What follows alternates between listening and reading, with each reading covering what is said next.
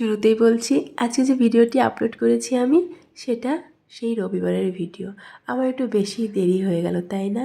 সেদিন ছিল শ্রী অনুকূল ঠাকুরের জন্মবার্ষিকী, আর আমরা সপরিবারে অনুকূল ঠাকুরেরই দীক্ষিত।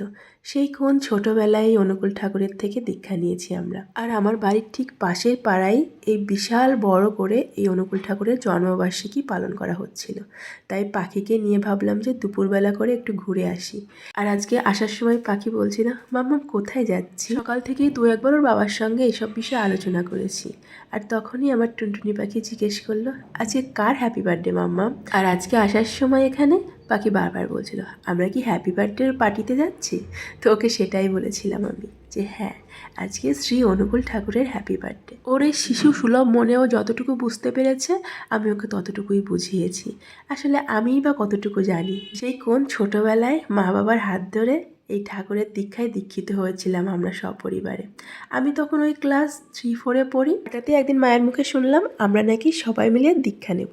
আমার শুধু এইটুকুই মনে আছে, একটা ঘরের মধ্যে পরিষ্কার জামা কাপড় পরে ঠাকুরের সামনে বসে অনেক কিছু বলেছিল একজন আমাদেরকে। আর পুরো কার্যক্রমটা হয়ে যাওয়ার পর যখন ওই লোকটা বাড়ি থেকে চলে গেল, তখন আমি মায়ের কাছে একটা প্রশ্নই করেছিলাম, যে আমি যে জবটা করব সেই কথাটুকু কোনটুকু, আমি সেটাই বুঝতে পেরেছিলাম না।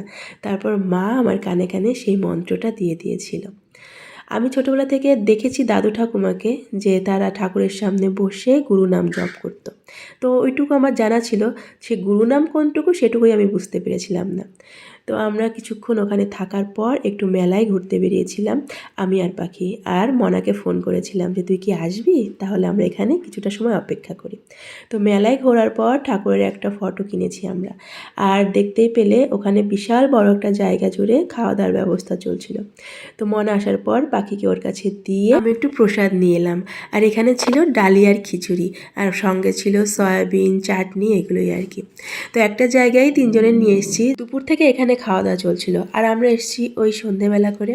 আর একটা কথা না বারবার মনে পড়ছে, বছর আগেও এরকমই একটা অনুষ্ঠানে তিনজনই গেছিলাম আমরা, কিন্তু এবছরে এসেছি তিনজন, কিন্তু হাতটা বদল হয়েছে মাত্র।